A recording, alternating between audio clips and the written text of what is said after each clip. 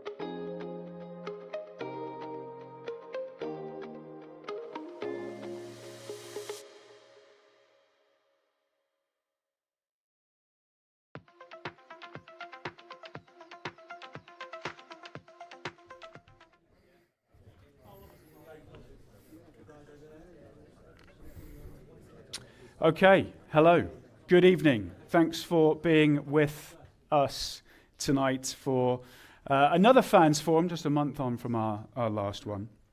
It is great to have so many of you here at Home Park with us, but if you are unable to be with us, then welcome via Argyle TV and YouTube. Hopefully you can hear us this time at the very beginning, and we're looking for the thumbs. Yes, there we go, we're in. Absolutely brilliant.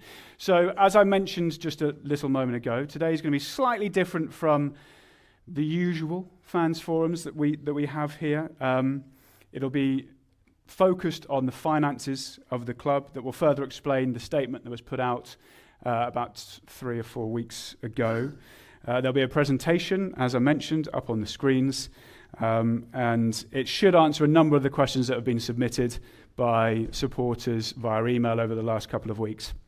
But it won't necessarily cover everything. So we will be opening up to the floor in here and also taking questions from those that have been watching back at home to put to our panel as well. So hopefully we cover as much ground as possible and answer as many questions as possible as well.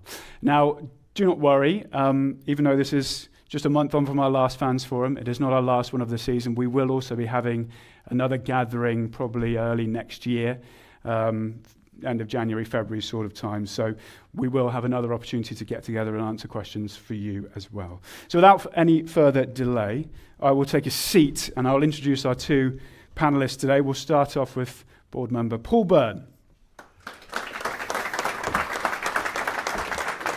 And also our chairman, Simon Hallett. Thanks, Jerry.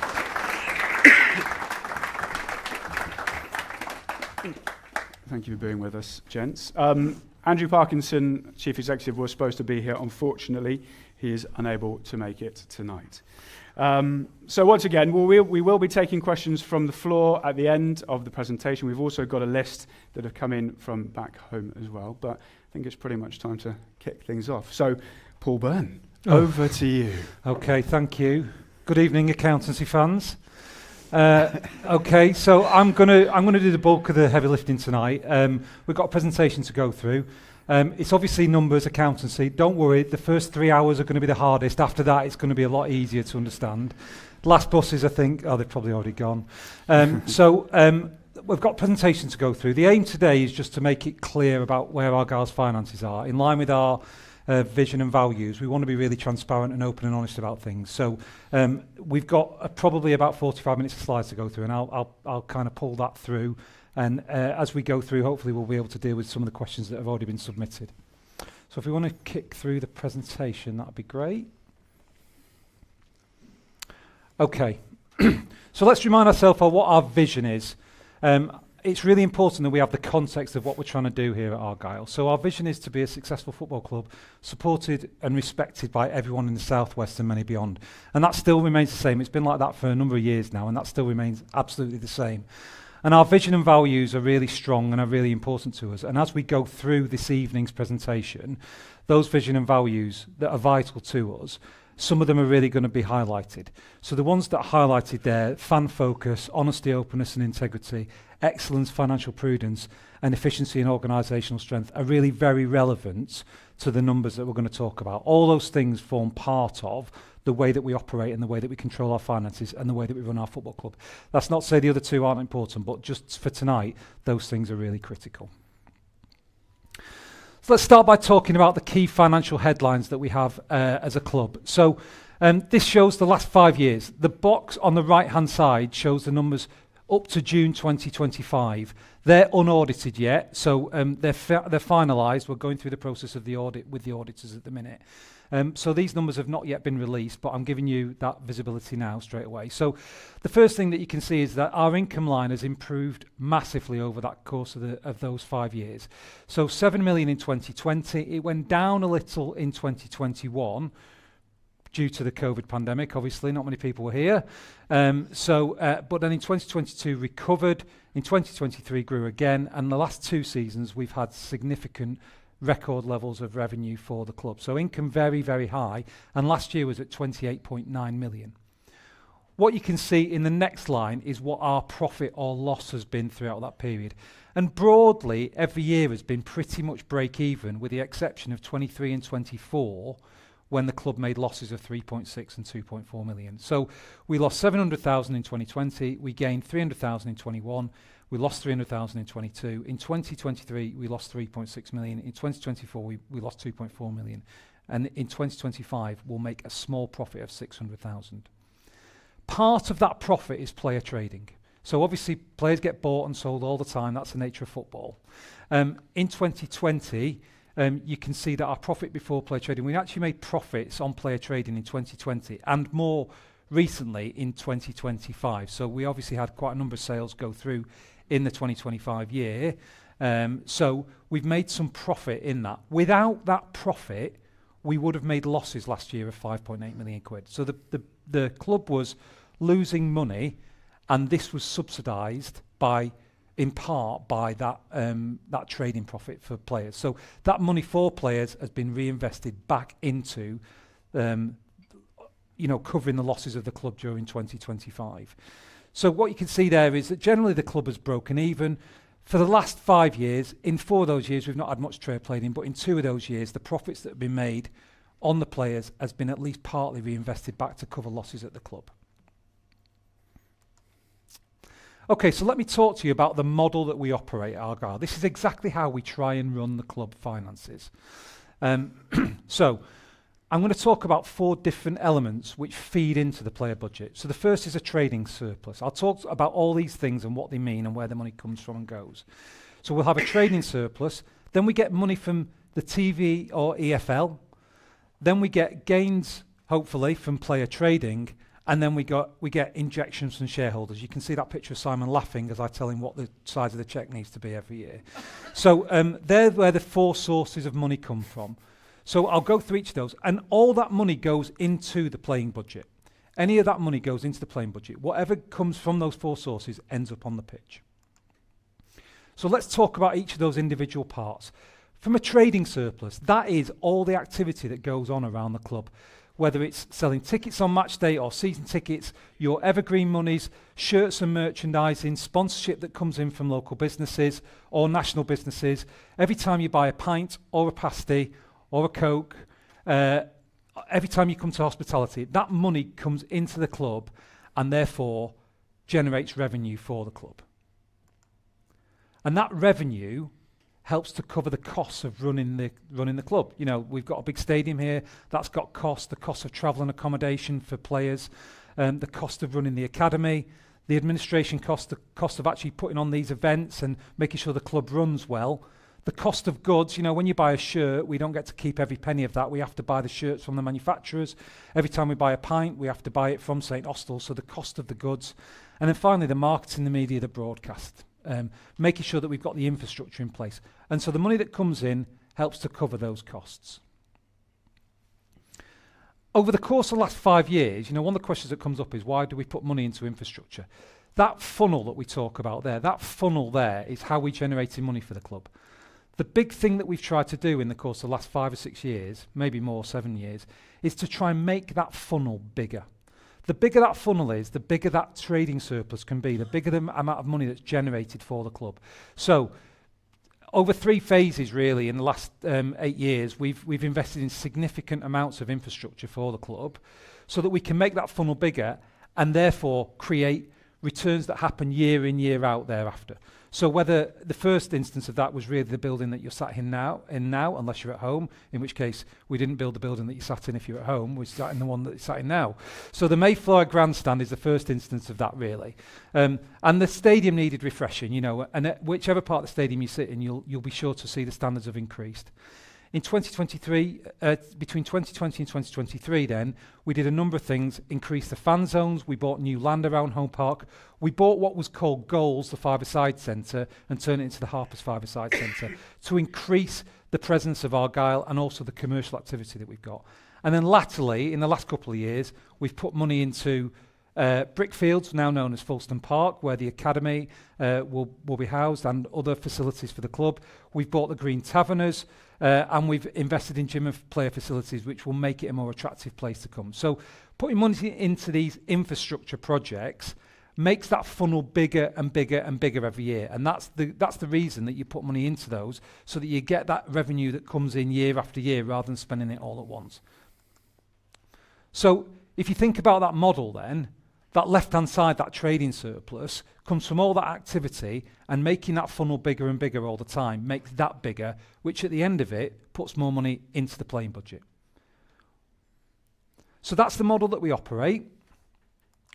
This is the way forward for us, how this model works. So the trading surplus, we want to maximise the size of the funnel, maximise the opportunity that we've got, and try some new things to make sure that we can look at every opportunity and make that funnel as big as possible. That's what will make Argyle stronger in the long term. The TV and EFL income grows the more successful you are on the pitch. You get much more money in the Championship than you do in League One. So being successful on the pitch is really important to us, and our mission at the minute is therefore to return to the Championship in this box.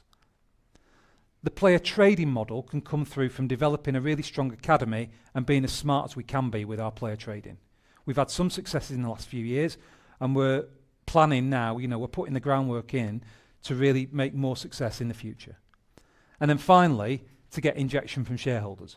But the reality is, we want to reduce the necessity to rely upon shareholders to cover losses.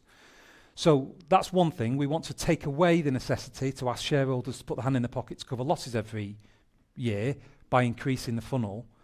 But we do want to continue to progress. And as we said before, as Simon said before, if we want to go on a next level push, which really means going at the top end of the Championship or beyond, you know, we believe we can get back to the Championship where we are now. But if we want to go beyond that, we're going to need external investment to really put money in for that next level push. And in the playing budget, the responsibility is then to make sure we spend the money smartly and we are as competitive as possible. Does that all make sense, what I'm saying? Excellent, we're done. I think we are. So who's responsible for this element? Okay, because everybody's got a part to play in this model and making the club great. So in the trading surplus, the responsibility, the first thing is all of us, Green Army. Every time you buy a pint, you buy a pasty, you sign up for Evergreen, you buy a shirt, that money is going into the club. So we've all got our part to play in that by supporting the club. It's the exec team's responsibility to make sure that that is spent wisely. It's their responsibility to make sure those opportunities are chased. And then it's the opportunity of the local business community to support the club, as they have done over the last few years. The TV and EFL income is the responsibility of the board to support the head coach to do the best possible job on the pitch. And it's the head coach and the team behind him who try and get the best results to get us as far up the league as we possibly can. The player trading model, again, the board to support the recruitment team and the data team to bring the best possible players at the best possible value so that we create a really positive player trading model. And the injection from the shareholders is at the behest of the owners. So they're the people who are responsible for making these things work as much as possible. And that playing budget to be spent in the best way possible is up to the head coach, the recruitment team, and then the board to give that support. So that's how the model works, and that's how we believe it should be. So I'm going to break down a little bit and just talk about where the money comes from first. I'll talk about where the money comes from first, and then I'll come on to where the money goes. So I'll kind of break it up into what comes in and where it comes from, and then where the money, what the money gets spent on. So the biggest chunk, one of the biggest chunks of our income is from ticketing, obviously. And what you can see there is, over the last 3 years, we've generated around £5 million worth of ticket revenue. So that's still, the biggest independent revenue stream for us. It's still really important that we get people coming. I come to Home Park with my wife and kids, and it's great to see a full stadium. We all feel like that. Those of us who've been coming a long time, it's marvellous really to see the stadium full. And every time anybody buys a ticket or a season ticket, then that really, really helps the club. You can see there that in the last couple of years, we generated about 5.3 million in the last couple of years, in the championship years. Slightly lower in 2025, predominantly because we've had more young people coming into the ground. So they buy cheaper tickets. They cost more when you're at home with them, but when you bring them out, they're a bit cheaper than an adult, in my experience. That means that, and that's great. We've got a funnel of people who are coming into the club. We want people to get used to coming to Argyle and it to be part of their culture and their community. So for those people to come, for young people to come, they have discounted tickets, and that slightly edged the total revenue off, but it's a good plan for the future. But you can see a significant amount of money coming through from the tickets. You'll see that actually the money hasn't gone up that much. We have held tickets reasonably static for the last 3 years. I think season tickets have gone up about 30 quid over the course of the last 3 years. That's all they've gone up. So we've tried to hold that reasonably static, but that's still a big income stream. And about 65% of that money is coming from season ticket holders.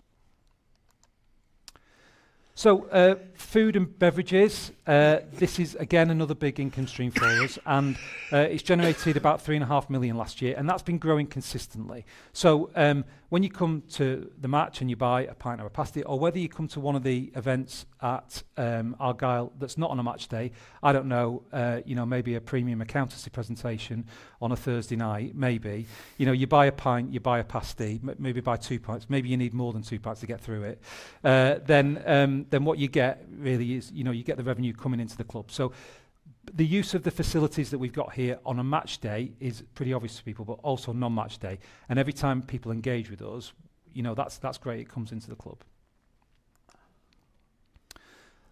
Retail, again, has been a big growth driver for us. So again, you can see the growth over the last 3 years. So 1.8 million in 2023, growing to 2.7 million in 2025. So really, this is just the shop and the online store, and this has been fantastic. The support that we get from the Green Army here is tremendous, and people buying shirts and other merchandise has really grown, and people love to buy the shirts. And if you buy a shirt every year, you buy 2 shirts or 10 shirts, then you're helping the club that one way or another. So, and roughly 50-50 of it is online or in the superstore as well. So people come on a match day, that's great, but online as well, and that's a significant revenue stream for us.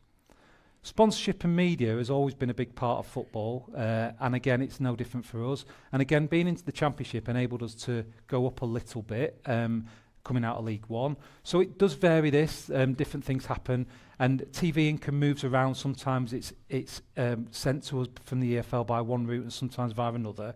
So it's come down a little bit last year because the EFL diverted some money into a different pot. But generally our sponsorship and our media and TV income has been at that kind of 2 million level for the last 3 years. And again, it's a big chunk of money to come into the club. The recent acquisition of Goals, or what's now called Harper's Park, the five-a-side centre, again brings revenue into the club. So this is a good example of spending money on an asset which makes that funnel bigger. So you can see for the last couple of years, that's brought in about £1 million of revenue. It's not got the costs in there, so but it brings a profit overall. But the revenue is about £1 million that comes in from Goals. So that's people booking pitches, and it's people, birthday parties or whatever happens, on that site, which has been a great asset for the club. And again, another way that people have really contributed in the last few years. In 2023, we launched Evergreen, so it got a couple of bit of take-up in the years 2023. But you can see for the last couple of years, that's generated more than £500,000 worth of revenue for the club. So everybody who signs up for an Evergreen membership, thank you very much indeed. And these revenues go to support different parts of the club: Argyle Past, Argyle Present, or Argyle Future. So the money goes to support the Forever Green initiative, helping our past players, or it goes into men and women's first team operations, or it goes to help the academy. This is a tremendous way that people have supported the club, and I think it's fantastic. It really is great, and you can see the amount of money that it generates for us.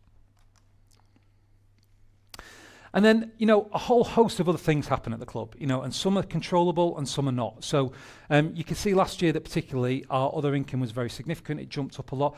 That was really because we got prize money from a cup run, so playing against 3 Premier League teams is very nice. Thank you very much. We'll have that every year. It'd be nice to play 19 other Premier League teams, of course. These kind of things, they don't happen every year, and you can't guarantee that they're going to happen, and so therefore they're not in that kind of regular stream that we're monitoring. But that other income comes from a variety of different things. It can come from insurance claims where they happen, and they can fluctuate. But last year, we definitely had a windfall from those, particularly those 3 games against Premier League clubs. Okay, so that's where the money comes from. Hope that kind of makes some sense. Try to break that down into something manageable.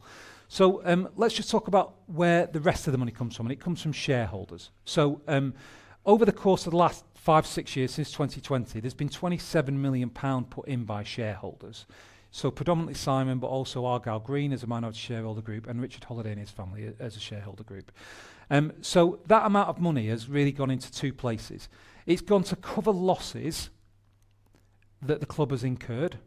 So where the club makes losses and it doesn't have the player trading to cover it, shareholders have needed to cover it, and you can see where that happens in different years. But then, most significantly, it's gone into infrastructure projects. So the grandstand, the purchase of Harper's, the big screen, the LED boards, whatever it might be, the purchase of land, the fan zones, all these things, purchase of Green Taverners. So all that amount of money that's gone into capital, infrastructure projects, that is about making that funnel bigger, that increases that repeatable revenue stream coming through. So, a significant amount of money coming from shareholders here. And, it's worth saying that shareholders are putting money into the club, definitely not taking it out. Okay? Make sense? Excellent. Okay, so that's where the money comes from. So those different revenue streams, and that shareholder income. So let's talk about where the money goes. So the first thing to say, I'm just going to show a slide on where 2025's money has gone. And the first big thing to say is, you should be assured that the biggest amount of expenditure in the club goes on the playing budget. Where the money comes in, the vast majority of it goes on the pitch. Nobody should be under any misapprehension about that. That's definitely where the money goes. So last year, the playing budget was about £17 million. Then we spent wages on people who are running the club, ticket office, Harper's Park, different parts of the club, which is about £5 million. The cost of shirts and pasties and ale is about £3 million, and then all the other costs of running the club is about £9 million. So by far the biggest amount goes on the playing budget. And that's a challenge for us. Now, anybody in any organisation will tell you that at the minute it's a challenge running a business. And for a club like ours, there's no difference. You know, we do have headwinds that we're facing into. So, you know, the cost of everything is going up. We're in an inflationary environment. You know, inflation's been pretty difficult for everybody for the last 3 or 4 years. The demands of the club growing, you know, they bring, you know, the difference in having 8,000 people in the stadium on a Saturday to having 17,000 means that you've got to deal with that. You need more stewarding, you need more people running kiosks, you need to have a better experience. So, you know, we've got the demands of dealing with that.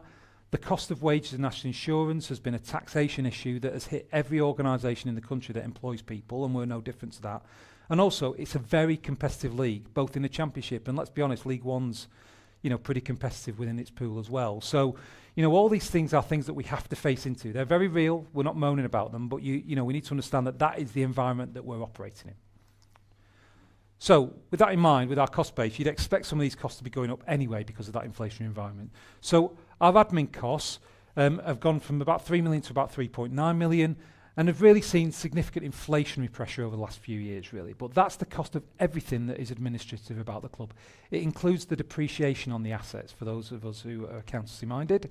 You know, there's a big cost in there to just making sure that the club runs well and does so every day. Our cost of food and beverage is obviously significant as well. We're selling more pies and pasties and pints, not pies and pasties, pints and pasties. We're selling more pints and pasties every day. We've got to buy more. And also the cost of those things are going up as well because all these businesses that supply us have got their own inflationary pressures. So, you know, the cost of that is going up, and so we've got to, you know, account for that as well. The costs of the retail shop have been going up as well. You know, of course, we're selling more and more shirts, we're selling more and more merchandise, we're selling more online all the time, and the cost of that goes up. So the more we sell, the more it costs us. So again, you know, we can talk about selling 3.5 million quid worth of retail things, but it does cost us to get that in. That is not all profit that we can keep. We keep the difference between the cost and the revenue. The stadium, you know, the stadium does cost a lot to keep going. You can imagine the cost of the electricity, the cost of water, the cost of the match day experience, making sure the buildings, the infrastructure is right. You know, we've got to be honest that the football stadium is ageing somewhat. It's not Everton's new stadium by any stretch of the imagination. So the cost of keeping this maintained at a good standard and making sure it's fit for purpose and a good place for us all to come on a Saturday and Tuesday night is quite significant. So, and also, you know, the more people we have in the ground, we've got more security, more ground staff, more of all that comes through. And you can see that's about £2.5 million last year. So, you know, making sure it's a good standard is really important to us. Again, you know, those people who've been coming here for more than 5 or 6 years, you'll see the improvements there, but it costs to make sure that it is right. Next is the first team in the academy. So again, you know, it costs to run a first team. You know, the travel costs, all the travel and accommodation, moving around the country all the time with, you know, large groups of people is quite difficult. Now, I know we're quite close to every other city in the UK, so you might think it was quite small, you know. So, but you can imagine that for us, it probably is a bit of a challenge. The nearest club is, you know, kind of apart from Exeter, you know, we're going 200 miles, you know, or Bristol maybe once, and then apart from that, we're 250 miles every week. So, you know, it's not a day trip. There's hotels and accommodation, and these are elite athletes. You've got to make sure that it's done well. So, and again, those costs have been going up for all of you who've been on a train or a bus. Or booked a hotel in the last couple of years, you know those prices are going up yourself as well. So again, we have to contend with that. The cost of ticketing has actually stayed relatively flat. So we've been pretty good, even though we're selling more and more tickets. This is where we've got the infrastructure right so that we can sell 15,000 tickets or 8,000 tickets and it broadly costs the same, but it does cost to do that. You know, when you buy your tickets online and we've got the software and the systems and the people to have to deal with that, so it does cost to service that ticket. But we have seen that relatively flat, as you can see, over the course of the last couple of years. Our marketing and comms, you know, making sure that we communicate well to you all, whether it's on the website or whether it's Argyle TV, whether it's the evergreen activity for those people who've bought into that, all those costs are here as well. So it can range from logos onto shirts to investing in new strategies such as, funding our investment into a US entry where we think there's large revenue opportunities for the future. So, it's really important, the badge that you're all wearing, we want to be really proud of that, and we've got to communicate that. We've got to communicate regularly to you guys. We've got to communicate regularly to everybody in the community about how great Argyle is. And again, that's got a cost to it. So making sure that works really well is probably one of the most important things that we can do to make sure that we shout about what we are and everybody knows what's going on. So, and again, that has got cost element to it. And then again, a whole host of other things. It costs to run goals. We've got the costs of, those 3 Premier League games do cost to get there and all that kind of stuff. So, without trying to break down every final last penny, there's a bucket of other costs that come through here. So really, last year and the year before, really the biggest element of that is goals, the biggest one slice of it, but goals is still profitable for us. And really there's always going to be a chunk of things that can be one-offs that happen just in the same way that there's revenue that happens. Okay, does that all make sense? So I've talked about where the money's come from and where the money goes, but it's easy to kind of get disassociated. So let me rest assured that we do actually make surpluses on these things. So I've talked about retail, I've talked about the money coming in and the money going out, but that's got to be in positive after. At the end of the day, you want to know that the money that you're giving to the club, we're actually making a bit of a profit on it so that it can go into the team. So, for those key areas where people would participate, where they'd interact with the club, whether it's evergreen, buying a pint, Harper's five-a-side, or in the shop, these are the surpluses that are made from those elements. So each chart there, the lighter colour is 2023, the middle colour is 2024, and 2025 is the darker colour. So you can see that in each of those areas, these are really important that we generate those surpluses. Evergreen generating 250,000. We're making about $1 million from food and beverage, both match day and non-match day. Goals makes a couple of 100,000. The retail makes about 600,000. And all that money, it's important for us to generate to cover costs and then to put into the team. Okay? Super. Okay, so let's talk about where the money goes from a capital perspective. So you remember me talking about shareholders have put a lot of money in, and the vast majority of that has gone into infrastructure projects, which make the funnel bigger, and therefore give us that repeatable revenue stream to make the club stronger for the long term. So here's just some of the bigger examples of what's happened in the last few years. So, new pitch, big screen, green taverners, the land around Home Park, the fan zones, Fulston Park. These are all big investments that we make as a club, and it's making the experience better. You'll come to Home Park on a Saturday and you'll know that it's a better place for it. But more importantly than that, it means that they generate revenue every year. That big screen means that money will come into the club year in, year out from people being able to advertise on it. The fan zone means that more people will come to a match and arrive for a pint at breakfast, or at least at 11 o'clock. They'll come a bit earlier and they'll come to a game and they'll spend more with the club. And that's what that infrastructure makes that happen. Fulston Park is obviously the big investment for us, and that generation of a really great academy setup in the southwest is what we believe is going to be part of our story to create a very positive player trading model. And again, it's putting these big investment things down so that they're there for the long term and they really help the club year in, year out, year in, year out for the future. Let me kill a couple of myths and legends here about player trading. Okay, I know this is going to be a shock to some of you. Really, stand by, strap yourself in for this. Not everything you read on Twitter is true. I know. It amazed me. Somebody told me that the other day. It's amazing, isn't it? So, not everything that you do read on social media is true. So you've got to be a bit cautious about, when we talk about player pricing and what's been sold and bought. It's not all true, trust me. We will be as honest and transparent as we can be. We really will. But, we've got to take some of what's said on social media with a bit of a pinch of salt. The other thing to point out here is that transfer fees are not the same as cash. Every transfer dealing is different. Some players get sold for a headline price. I would be very surprised if Liverpool have written a cheque to Newcastle United for 125 million all at once. They will have paid, well, if I'd have I'd have said I'll pay you $1 million a year for the next 125 years and see what you can get away with. But there will be something like that going on. In every deal, everyone is different. Some deals are all up front, some are in different tranches. So just because you hear a figure or you see a figure, don't expect that it's suddenly hit Argyle's bank account.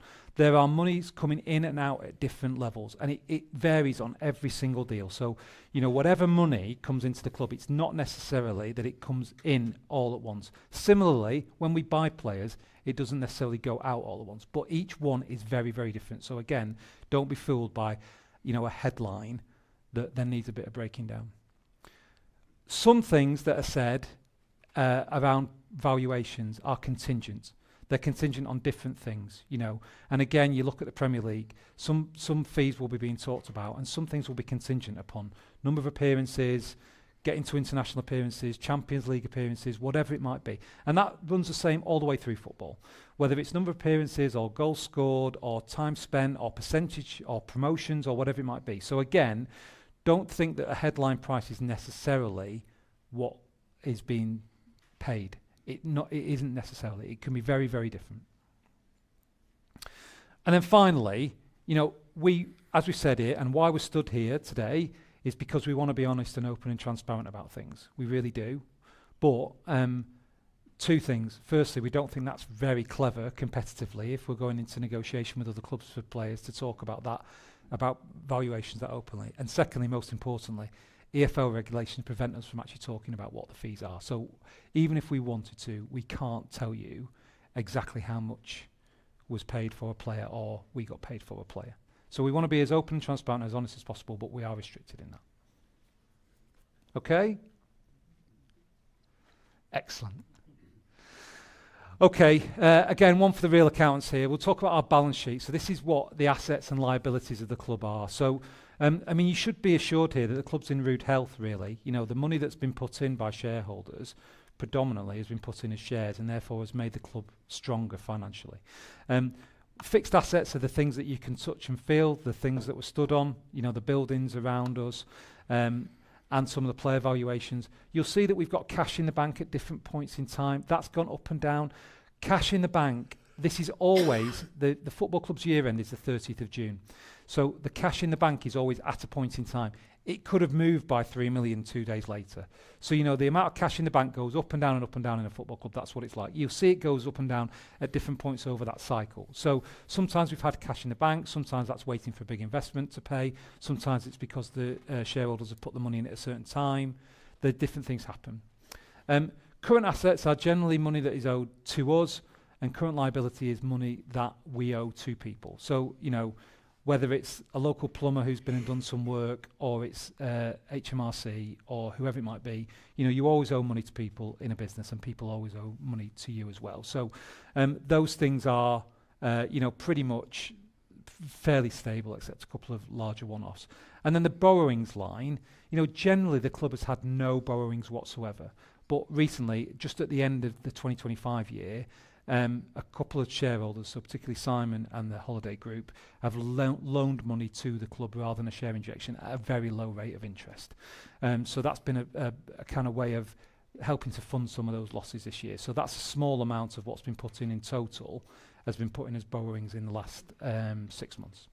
But as you can see, the net position, the net assets of the club, when you take all the assets and knock off all the liabilities, you can see it's in a very strong position at £25 million, and has been growing over those years, predominantly as shareholders have put more shares into the club. It's worth saying as well, we own our own land, we own the stadium, all the assets that we've got are really good for the future. These are things that the club can use for years and years and years and years, and we own them all. We've got complete control of everything that you can see as you stand here at Home Park. Okay, so let's talk about 2026, and I realise that everyone's going to be really interested in the electricity budget for next year, and what price we're going to be paying for different things.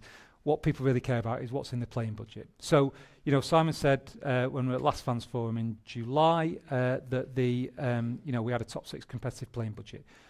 We believe that. That's on the basis of us looking at last year's League One salary. So we believe that we've put together a playing budget that, based upon last year's League One salaries, that playing budgets that teams had, we believe we would be in a top 6 position, right? Now those numbers are kind of known. We know what the budgets were like for teams last year.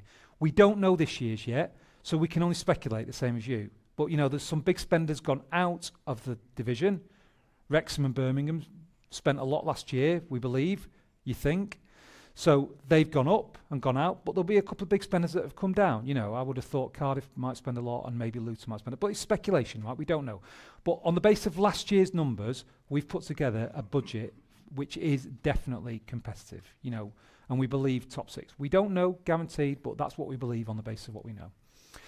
Let me tell you about what that budget is. So initial funding in the window, we had £1 million allocated for buying players. And then we sold some players. So that gave us another 3.3 million. But the club's making a loss, so we've got to reinvest some of that to cover losses in 2025. But not all of it. Some of that player sale has come back into the pool. So the transfer fee budget for the money that we had for spending on buying players for 25-26 was 2.3 million. Then we had an 8 million budget to spend on wages. Okay, so in total, in reality, you could choose where you spend that, and that's completely up to the guys and what they're doing. Is it better to buy a player or spend more on wages and all that kind of thing? Okay, so that's a judgment choice. I'm sure we've all got our own opinions about what we might do with it, but the total amount available is £10.3 million. So that combination of initial funding and then some of what's come in from player sales gets reinvested back into the team. And we believe that amount of money gives us a really competitive chance for 2025-26 season.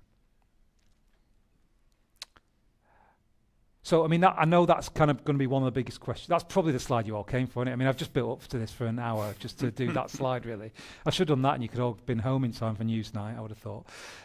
So, does that make sense to people, what we're saying? We do believe that we know what League One wages are like, and we've taken some. We try and be reasonable and considered about it, and we look at what happened last year, and we believe that is a competitive budget for League One. Okay, so what does that mean for 2026? So we've put a competitive budget for League One. The money's been available all through the window. The guys have been working really hard to try and get the best squad together. We know we've started slowly. We've all been here and seen the games, but we've had a lot of change, and we believe we've got a competitive squad, and we'll gel over time. So, we know that we've put the things in right, and we've had 6-7 games so far. It's let's not get carried away too far. It's been a bit slower than we would have thought, but there's plenty of time. And this is a relatively young squad who are all new. I don't know. We've not got many players who were here last season. So, they've all got to take time to gel. So we've got that competitive squad and we've got the players. We're expecting continued support. We're expecting sold-out stadiums. And the biggest thing that we can all do is turn up here on a Saturday and, buy another. I always think a pasty in each hand is a balanced diet, I always think. So, thank you. So, that's the best thing that we can all do. Come and give your support to the team, support the club. That's the best way that we can, make the place better.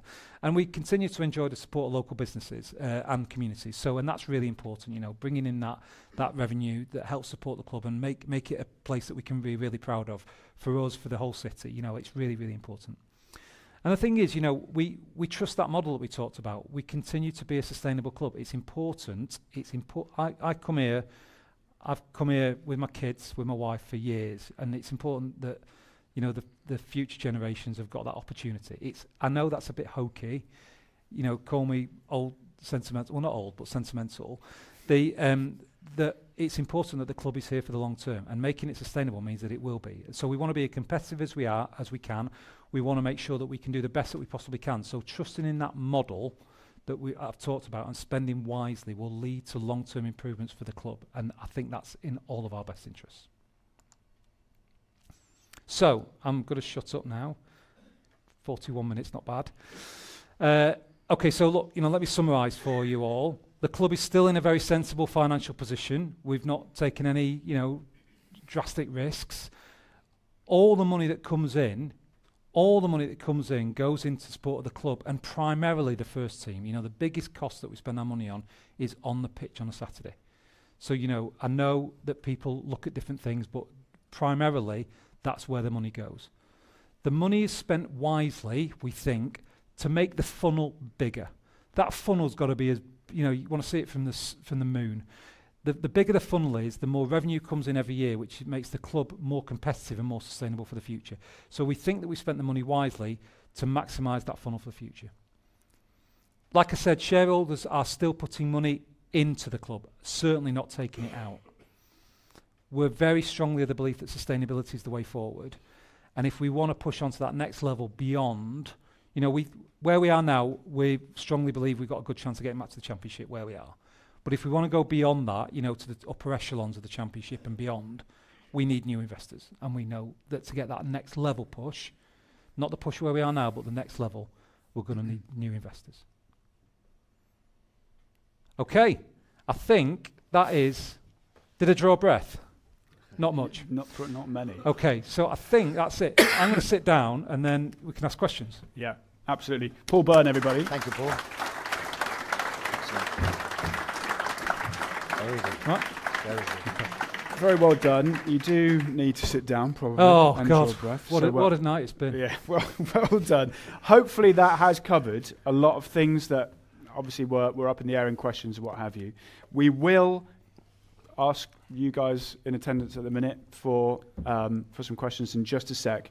But before we do, Simon and Paul, if you've got any words left in you, I've got a couple of topics here which were big ones that came in from the questions from back home.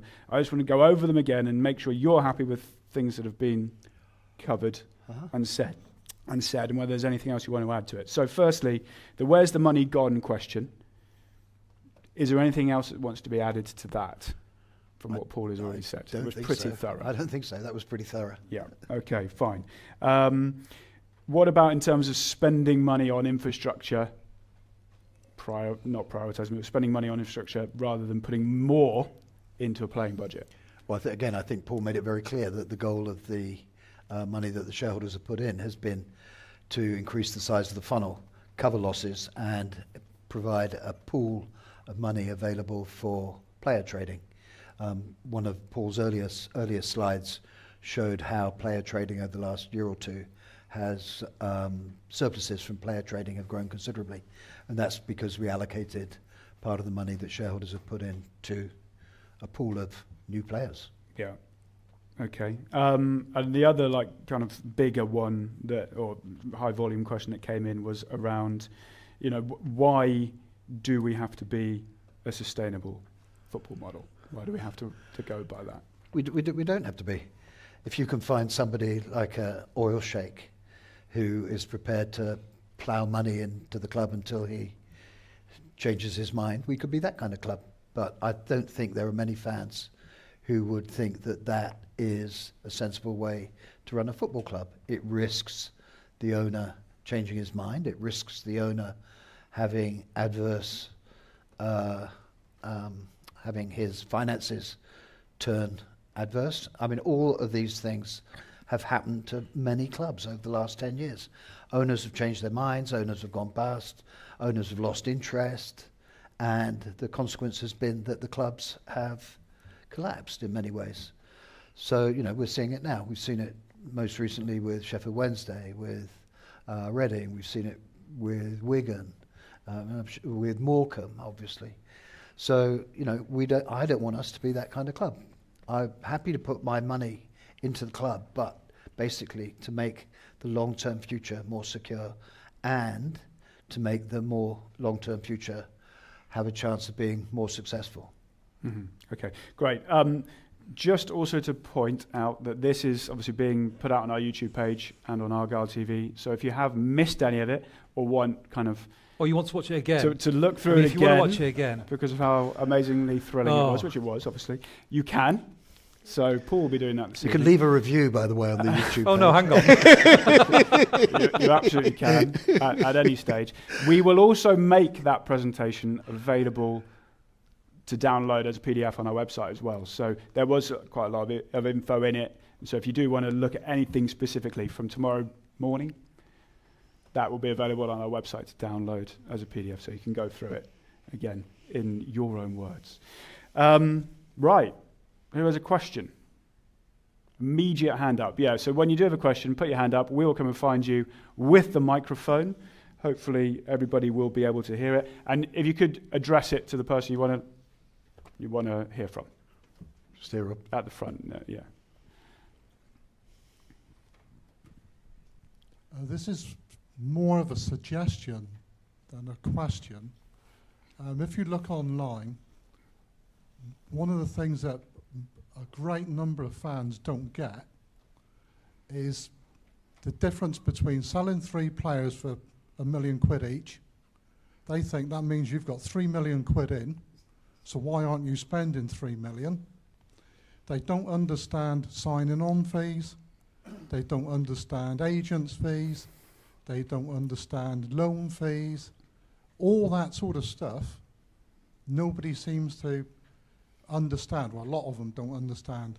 So if you did something that gave out some examples, I'm not expecting you to give out players' details or whatever, but if you gave out some examples of, say, you bought this player for £50,000, he's on a 4-year contract on £5,000 a week, what was his signing on fee?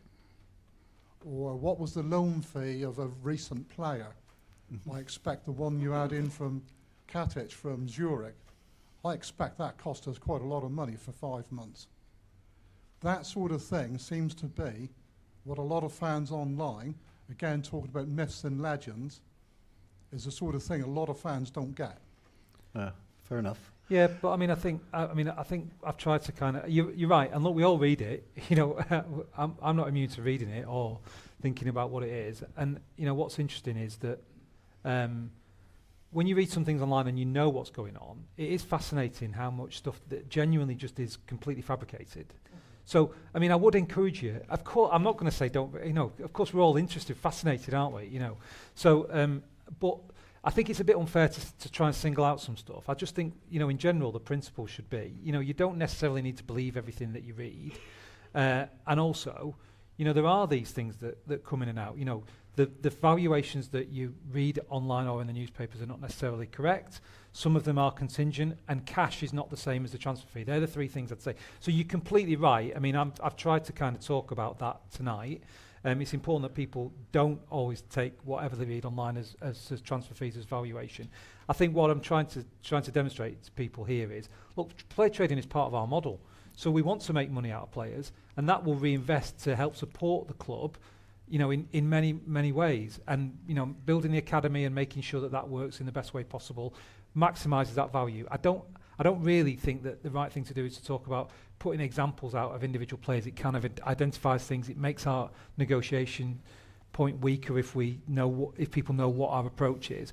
But what I do think is important is that people realise that we will try and do the best thing possible with the money, and that money is being reinvested back into the club, either to cover losses or to invest in infrastructure. Or to invest in new players as well. Oh yes, sorry, Yeah. yes. So, but it doesn't. You're absolutely right that a reported £100 for a player doesn't end up with £100 for us. So it ends up, there are agents' fees, there are signing on fees, there are all sorts of fees. There's a FIFA levy. But the even bigger issue is the number that we're reducing by all those costs is very rarely accurate. And even if these things are accurate, we're spreading player sale proceeds over a whole bunch of things at the club, not just bringing new players in. We'll take a couple more from the audience, and I'll jump to some here. So if there are any kind of specifically around stuff that wasn't covered in the presentation, we've had one from this side. We'll get there in a sec. Do you want to come over to this one? Okay, and keep your hand in the air if you can. Yeah, brilliant. You mentioned the academy and the first team. Yeah, just Yeah, hold can you hold the mic mic to to your mouth, Yeah, yeah. just right up against it. The Argyle ladies. Since we've been season ticket holders for both of them, and we've been up to Newton Abbot, and here, there, and everywhere where they've been. Since they've been back at or playing at Home Park, the seats have gone from like 120 supporters to now over 1,000. But they don't get mentioned. So are they making any or bringing any money into the club, or are they not? So the current position is that they're bringing money into the club, but the money that goes out to run them is more than the money they bring in. But as you say, we're now getting crowds between 1,000 and 2,000. Our hope is that as the years go by, that the support will grow and they will be self-sustaining, just as we expect the rest of the club to be self-sustaining. So it's probably a longer answer than you wanted. We lost about £220,000 last year running the women's club. And by the way, it's my view that running a women's club as part of a football club is the right thing to do. It obviously shouldn't cost vast amounts, but it's actually running the whole of the women's club costs us less than 1% of our total costs. So doing the right thing costs us less than 1%. Having said that, I think that as the years go by, there will be a source of revenue. Women's football is catching on in the United Kingdom. Last week, I was visiting my daughter in LA. I went to watch Angel City FC, the women's team that's the arm of LAFC. There were 20,000 people there. And it was good football. So I think that we can make the women's club sustainable and then generate surpluses sometime over the next few years. I'm not going to put a time frame on it, but the revenues that we're getting are from ticket sales. The revenues that we're getting are from spend at the stadium.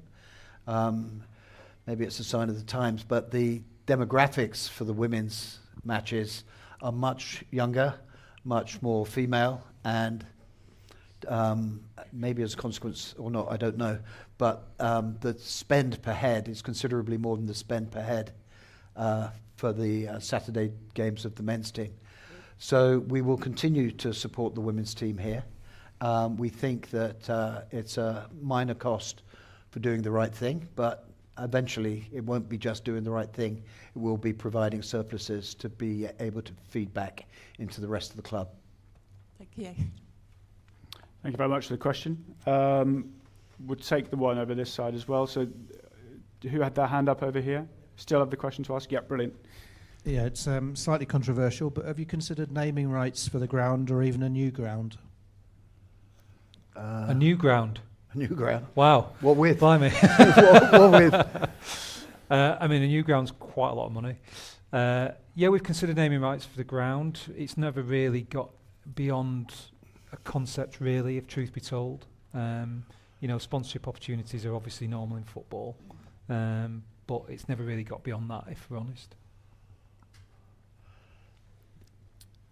Great, okay. I will go to some from here and then we'll take more from the audience. So a couple of topics that weren't covered in the presentation, Paul. I could have done longer. One in particular is around our head of finance. Yeah. And David Ray, who'd been in the position for 4 years, I think. A bit longer, maybe actually, even longer, yeah. Now, he obviously has now left the club. Where are we in terms of progress, in terms of appointing a replacement? Will it be, you know, a like-for-like sort of replacement? So, yeah, where are we with that sort of thing, certainly with it being such a topic tonight? So where we are is that we currently have a consultant working for us on a temporary basis until somebody we've appointed starts work in a week or two. Yeah. And we have appointed somebody. And we have appointed somebody, yeah. Whether it's like for like, I mean, let's hope so. David was fantastic. And very confident he will be. And so hopefully, yeah. In the intermediary, then it has been a consultant. Yeah, we've had. I mean, David left us around the beginning of the season, so you know, we've had somebody who's been covering those duties who can do that stuff as well. So it's not been a problem on a temporary basis. But obviously, we want our own man here at Home Park. So yeah, that's been good, and we went through a recruitment process. The job was advertised out and people applied, and we sifted those through and we interviewed, and we found a really great candidate who again has been working his notice and starts with us in a week or two. So it's perfect. Yeah, great. Okay, thank you. There was a lot of chat around sort of with some players going out around release clauses in contracts. So firstly, how sort of commonplace is that gets put into a player's contract? And then secondly, do senior staff members have the same sort of clauses in contracts? Release clauses. Relegation/release clauses. I think there's two things. Or Really. maybe release clauses. Yeah, maybe release clauses. Depending on who it is. So, I mean, I think football contracts, it's fairly commonplace to have these things in, whether it's release clauses or relegation clauses or whatever it might be. You know, footballers come to clubs and they expect a certain progression, and that's the way that it goes, and that's completely fair and reasonable. I think people who work for the club who are not on the pitch, I think you're here to do the job of work, and that job is complex, whether you're in the Championship or in League One. So no, you know, just like most people in this room, they'd have a normal employment contract. They're, hesitate to say normal, but normal employees of the club in the way that people are employees of whatever company they happen to work for. So no, you know, footballing contracts are people who kick a ball, and people who don't are on different, more normal employment contracts. I should add that people who don't kick the ball don't get their salaries lifted up on promotion. No.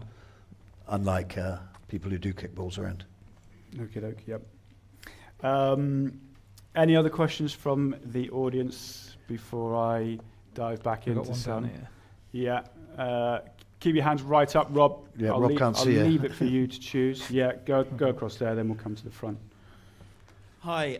Firstly, thank you, Paul. Very illuminating presentation. My main question from that would be is, given the picture of the last financial year, sorry, I'm getting some feedback. We're going to make a very big loss last year, if not for player trading, but it sort of seemed in the presentation everything was holding up. Apart from that, you know, ticket revenue was holding up, Sky Money presumably was holding up, Evergreen was holding up, but we were on track to make a very big loss. So my question to that would be, why was the financial picture looking so bleak? Because a lot of people, kind of, I guess the whole cause for this, people not really knowing where the money was gone, a lot of people were remain very confused about why perhaps the spending this summer hasn't been as big as I and many others may have hoped. And I guess you've explained it in the sense that it was down to the fact we were set to make a huge loss. But my question would be, if everything else held up, as you've mentioned, why were we due to make such a huge loss? And also what learnings, I guess, would be in place to make sure that doesn't happen again?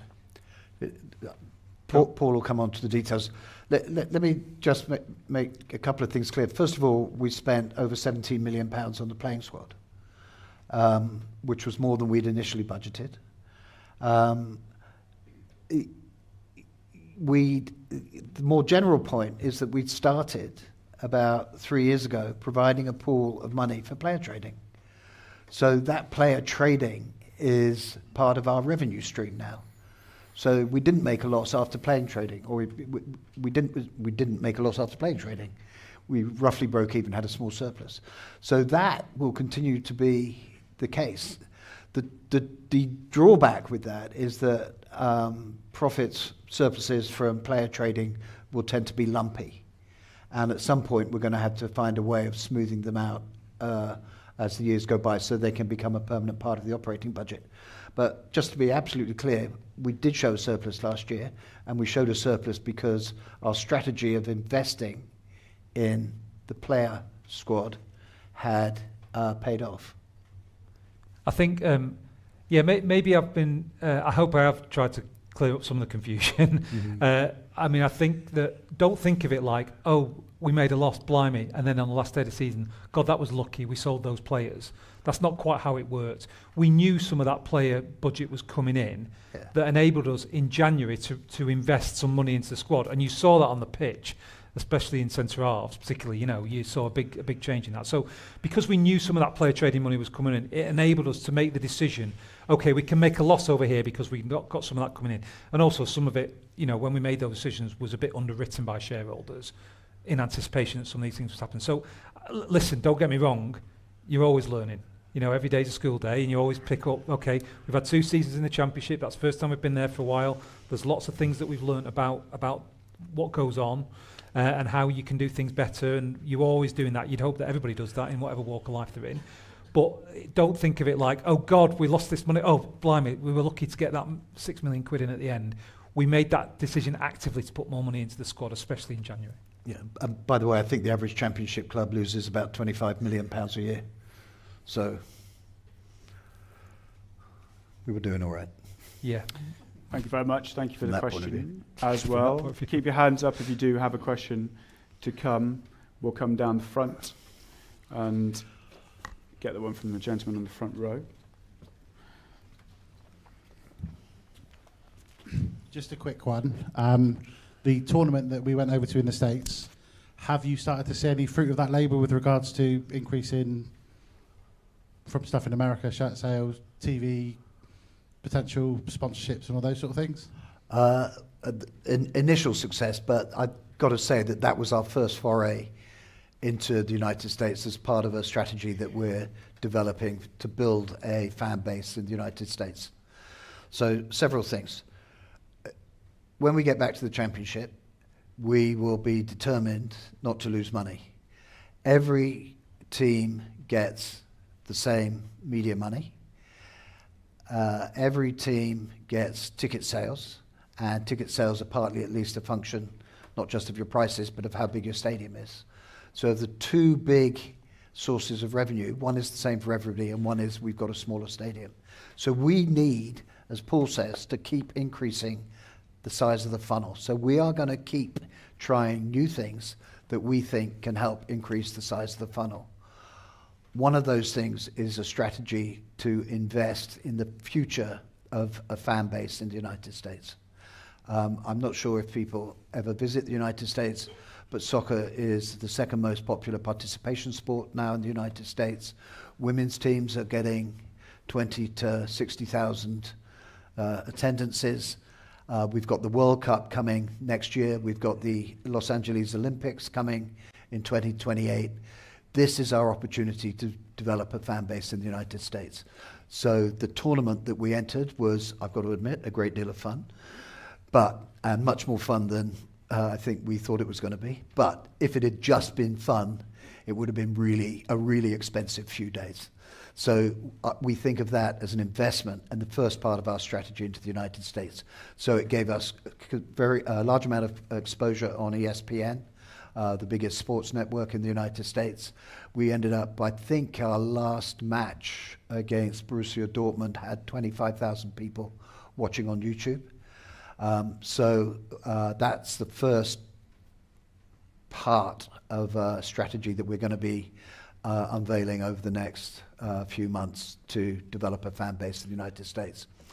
And it's going to be a fan base that is going to be one that they're not going to be coming to Home Park for every game, so they're not going to be taking up too many seats away from locals.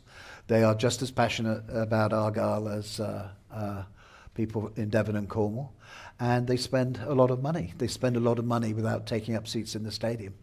So they're very attractive fans from a financial point of view. Also, all those Americans saw Jake Jervis cross for Graham Carey to score. I mean, what value is there for that? How confident are you that that sort of strategy is going to pay off? I'm very confident. I mean, otherwise we wouldn't be doing it. We could be. We're developing it now. We will be able to talk more about it in details over the next few months, I hope. But it's. I think people in the UK. I mean, I'm an American, and I'm a soccer fan. And before people say soccer is football, not soccer, let me just remind you that Malcolm Allison, an Argyle manager in the 60s, wrote a book that was published in England by a UK publisher called Soccer for Thinkers. The reason why I call it soccer is because I'm old, not because I'm an American. Soccer is taking off at all levels in the United States. Attendances in the MLS are good, but the league below that, the United Soccer League, is having extraordinary attendances. My daughter lives in Oakland, and they started a team there 3 or 4 years ago that plays in the second tier of the USL. 3 years ago they were playing, or 2 years ago, they were playing at a pitch, I think it was a 3G pitch of the local community college. And they recently moved to the stadium vacated by the Oakland A's, the baseball team. They had 26,000 people in their first game. People just do not understand how we all understand how popular soccer is. Why shouldn't it be as popular in the United States? And so I think this is the time is right. If we don't do it, other people are going to attack that market. And of course, you know, we have a unique advantage. We wear the Mayflower on our chest. Our ownership is American. And actually even Richard Holliday's son, who's one of the smaller shareholders, lives in the United States. So I'm very confident that this is going to be a successful foray. Just for that wasn't in any way a dig away. So I was just interested to. Yeah. That's fine. Were quite tangible straight away. Like, have we seen an increase in the amount of shares Yeah. that have been bought in the States already? Have we seen the subscription to like Argyle TV increase just off the back of that one event? Not enough to justify the cost. We've seen some, but it was an investment, so we haven't yet seen the return. No, that's the first leg of what's going to be a very long-term strategy. Thank you. Thank you very much for the question. We'll take a couple more. If you've got your hands up, keep them as high as possible. Yeah, okay. Hi, good evening, and thank you, Paul, for a very helpful explanation with grace and humour. One thing you didn't particularly mention was Fulston Park. You mentioned it in passing, but in the board statement 3 or 4 weeks ago, it was a bit ambiguous because it implied 12.5 million was being spent on Fulston Park, and some took it that meant you were spending 23.5 million on Fulston Park, which clearly you're not. We're not. I know. My question is, and you didn't actually cover it, the investment, the increase in share equity and the loans, is that the 12.5 million that was referred to in the board statement? Because I assume that the 11 million in November 23 has been spent on the infrastructure projects you referred to. And some players. Sorry? And the playing pool, actually. And playing pool. So is the 12.5 additional shareholder money Correct. effectively to cover Fulston Park? That's right. Yeah. So just to put it back, and what I'm about to say won't completely match to Paul. He's an accountant. He cares about when years end and all that kind of stuff, and I don't. Sorry. But we raised about £12 million to cover the costs of building the academy, the women's sites at the Brickfields, and to enable it to become Fulston Park. In anticipation of new investors, we decided to allocate that to all the funnel expansion projects that Paul talked about, you know, the new pitch, the Green Taverners, the land out there, and so on and so on. So we had to raise the money for Fulston Park again. So you can see on the balance sheet at June 30, the unaudited balance sheet, that there's a loan of 2.6 million. There's a loan agreement that will enable more money to go into the club via a loan at very, very low interest rates over the next 12 to 18 months as construction proceeds at Fulston Park. So basically the money will be there for Fulston Park, and it's we've seen very modest, frankly, surprisingly modest price inflation in the project. The project is a little bit delayed, but touch wood, it seems to be not going down the road that most major projects go. It's roughly on budget, a little bit over time, and the specs continue to be exactly what we wanted. So that £12.5 million is what, you know, that I understand where the confusion came from, you know, numbers get thrown around, but that £12.5 million is where we budgeted for Fulston Park, and it's not overrun. So that's the first time it hasn't just been share equity, it's now directors or shareholders' loans that are paying. Is there any particular reason why that's happened?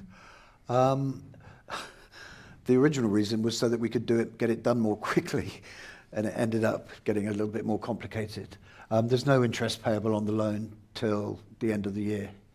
And as I said, the interest rate is very, very low at 2%. There are complicated reasons why it has to be 2%, to do with the Inland Revenue Service in the United States, which doesn't believe that anybody can give anybody else interest-free loans. This isn't that podcast. This isn't that podcast, no, sorry. And I'm happy to go into it with somebody offline, but it's essentially very, very low I think interest. the There's no po- interest payable till the end of the year. Sorry, And the we'll point see. is, really now you've reached your ceiling in the amount of investment, share Yeah. equity, or that you. I think you said at the last fans forum you tapped out. Yeah, So yeah, but I had in mind the loan when I said that. All right. Yeah. So which brings me on to the quantum leap of future investment Yeah, and the inevitable question which I've asked for the last 3 fans forums: where are we with looking to yeah. have new investment, which we've now found League One is more challenging than we thought, quite possibly, Well, we don't know that yet, I won't say. to take us back to the Championship and sustain ourselves Yeah. in the Championship. So where are we with Yeah. the new investment? Well, we found that we've got the new investment in this loan. Going beyond that, we'll need new investor, not just new investment. I think today actually, we've signed a contract with an intermediary who will reignite the whole process. So that means creating a information memorandum, creating a data room, creating the narrative that will go along with basically marketing the club to suitable investors who they will be partly responsible for identifying. So the whole process is starting again. But I mean, that could take a while. I mean, you know, I understand people's hunger for what's going on, but these things don't change in a week or a fortnight. It could take a while. And, you know, I think this season, I'd expect us to be in line with what we've talked about. You know, full stadiums, we know what the budget is, we know where we're at. And that leaves us competitive. So, you know, I wouldn't expect suddenly there to be news in September or October about, you know, we found a multi-billion pound owner who's suddenly going to transform it. It's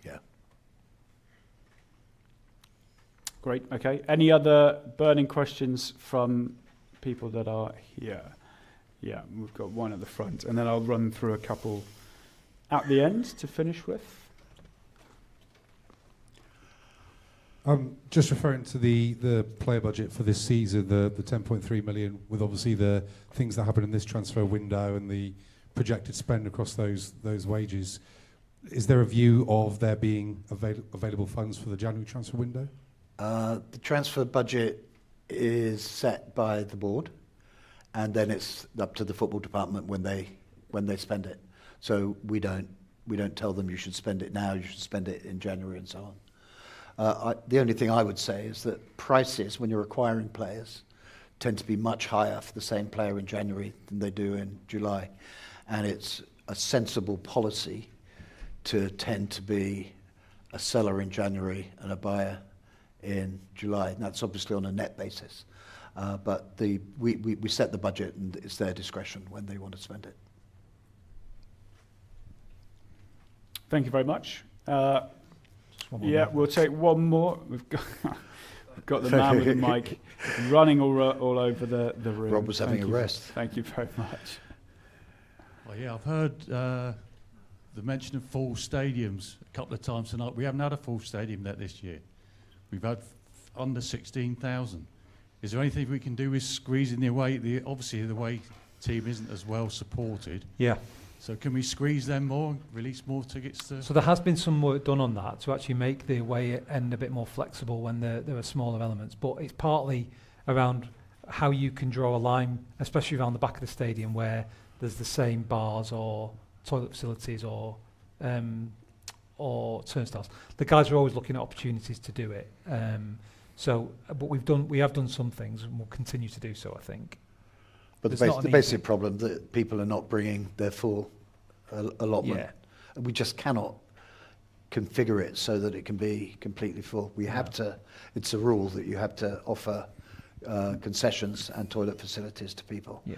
And the way that it's configured means that we can't do that for 200 people while filling Splitting. the other blocks, the rest of the blocks. It's a problem. Is there ever a thought of moving where the away fans go? Sorry, I've gone off track. Sorry. Where to, do you think? Well, I don't know. Torquay or? Yeah, well, let's move them to Exeter. Oh, I see. You mean within the stadium? Oh, within sorry. the stadium, Paul. Yeah. Misunderstood that question. I don't know really. I don't think we have. No. We moved the family zone for what now seem like obvious reasons. We haven't seriously considered it. No, maybe we should, but I'm not sure where you'd put them. No, agreed. Right. I mean, I can just imagine the backlash at the next fans forum if we say, "Hey, we're going to make it in the Lyndhurst." I mean, you know. That's not policy, by the way. Sorry, yeah, absolutely, it's not policy. Right, okay, it is. Yeah, we're nearly touching an hour and 20 minutes, so I've thank not you. had my tea yet either. Neither have I. Thank you very much for your questions. Just to kind of end on, in terms of like looking ahead to next year, in terms of, I'm not going to say which division we're going to be in, but like how far forward, what scenarios do we look at in terms of financial projections or budgets or whatever going into 2026, 2027? So every year, just after Christmas, we start thinking about the rest of the year and the following year. And we always have 3 budgets. Promotion, relegation, staying the same. Now, the amount of time we think about that depends, and the kind of attention and resources we allocate to thinking about it varies depending on the probability of all of them. I mean, if we've got a 1% chance of promotion, we're not going to spend much time thinking about a promotion budget. If we've got I'm thinking about last year in particular, if we've got a very high probability of relegation, then we spend a lot of time thinking about a Year 1 budget, League 1 budget. So January, we'll start thinking about 3 budgets, just as we do every year. Great, okay. Well, thank you very much, everybody, for your questions. Thank you to people watching at home for sending them in as well. Thank you very much to Paul and to Simon for hopefully answering as many as possible and clearing some things up. As mentioned, you can watch all of this back again on our YouTube page. You can also download the presentation that Paul put together from our website. That'll be on our website tomorrow from a PDF. We will have another fans forum this season, sometime early in the new year, as I mentioned, so keep an eye out for that, where there will be kind of the more general questions and queries. In the meantime, if you do have any sort of specific queries or questions that need or you want answering, then we do have a dedicated supporter liaison team who are able to kind of help with that. Best way of getting in touch with them is supporters@pafc.co.uk. But Paul needs his dinner, so do I. Thank you very much for being with us. Hope you enjoyed yourselves. Thank you.